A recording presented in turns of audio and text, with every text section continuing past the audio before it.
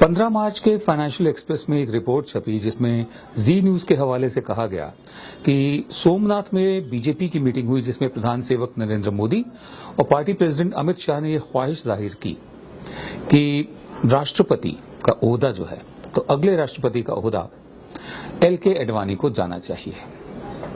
ये गुरुदक्षिणा होगी, गुरुदक्षिणा। राष्ट्रपति का ओहदा गुरुदक्षिणा। राष्ट्रपति वो होता है जो हमारे संविधान का रखवाला है। राष्ट्रपति वो होता है जो सर्वोच्च कमांडर है तीनों सेनाओं का, सुप्रीम कमांडर। राष्ट्रपति पूरे राष्ट्र का सरपरस्त है और राष्ट्रपति का ओहदा गुरु दक्षिणा में। ये राष्ट्रपति का ओहदा है या रेवड़ियों का डिब्बा है जो गुरु दक्षिणा में दिया जाएगा? ये राष्ट्रपति का ओहदा है या आगरे की पेठे की मिठाई है जो गुरु दक्षिणा में दी जाएगी? ये राष्ट्रपति का ओहदा है या एकलव्य का अंगूठा है जिसे काटकर गुरु दक्षिणा में दिया जाएगा?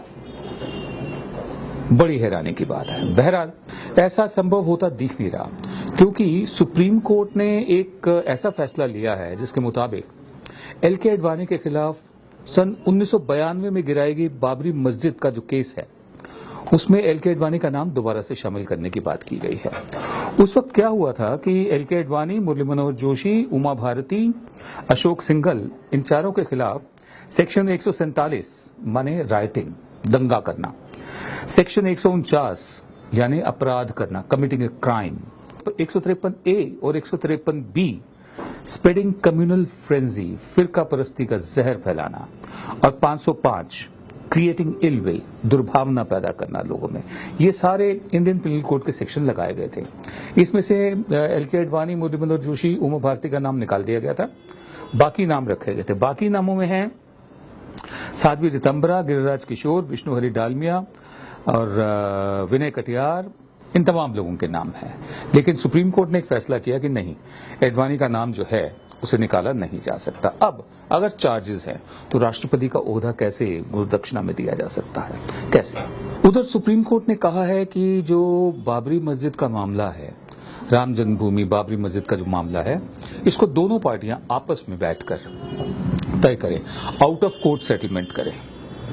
सरकार शायद इसी के इंतजार में थी। फौरन एक मंत्री का वक्तव्य आया कि सरकार को बहुत खुशी होगी अगर वो मध्यस्थ की भूमिका निभा सके। उच्चतम न्यायालय का यह सुझाव अभी के समय में थोड़ा अटपटा इसलिए है कि दोनों पक्ष समान नहीं है। यह कहा जा रहा है कि मिल बैठकर बात कर लें। एक तो पक्ष सिर्फ दो नहीं है, पक्ष कई हैं, इसलिए कौन बात करने को तैयार होगा कौन नहीं, दोनों की सहमति चाहिए। दूसरे, समानता इसलिए नहीं है कि इस वक्त केंद्र में और राज्य में सरकार उनकी है जिन्होंने उसी जगह पर मंदिर बनाने का अभियान चलाया हुआ है। इसका मतलब यह है कि मुस्लिम पक्ष पर, अगर हम सुविधा के लिए हिंदू पक्ष और मुस्लिम पक्ष कहें, तो मुसलमान पक्ष पर एक जबरदस्त दबाव इस वक्त राज्य की उस ताकत का है जो जबरदस्ती की ताकत है, उसका जबरदस्त दबाव है। इसलिए समझौते की बातचीत बिना किसी दबाव के नहीं हो रही है। तीसरे कि अगर उच्चतम न्यायालय का कोई व्यक्ति, कोई प्रतिनिधि उसमें बैठ गया तो फिर एक दबाव में मुस्लिम पक्ष रहेगा, क्योंकि वो पहले से ही कमजोर पक्ष है और उस पर समझौता करने का दबाव बहुत ज्यादा रहेगा। और अगर वो समझौता करने को तैयार नहीं होगा तो सार्वजनिक छवि उसकी बिगड़ेगी। तो यह कुल मिलाकर यह पूरा सुझाव ही मुस्लिम पक्ष के खिलाफ जाता है और समझौते की किसी भी स्थिति की असंभाव्यता को नजर में नहीं रखता है। यह बात ध्यान में रखना बहुत ही आवश्यक है। अब सवाल ये उठता है कि सन 92 का मामला अभी तक चलता आ रहा है, हमें कोई हैरानी नहीं हुई क्योंकि हमारे मामले लटकते ही रहते हैं, लंबे रहते हैं, उसमें तो वीवीआईपी इन्वॉल्व है।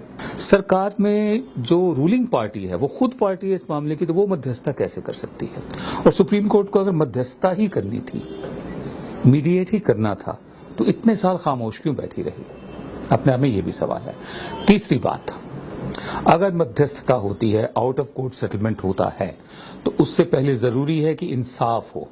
जो लोग बाबरी मस्जिद के विवादित ढांचे को गिराने के जिम्मेदार हैं, जो अपराधी हैं, जिन्होंने गुनाह किया है, जैसे कि सेक्शन बताते हैं जो मैंने आपको बताया, उनकी क्रिमिनैलिटी, उनका अपराध एस्टैब्लिश किया जाए, पहले उनको सजा हो, उसके बाद आउट ऑफ कोर्ट सेटलमेंट हो। इंसाफ इंसाफ तभी कहलाएगा। लेकिन क्या ऐसा मुमकिन है क्या सुप्रीम कोर्ट ऐसा करेगी? आप भी सोचिए, हम भी सोचते हैं, देखते हैं।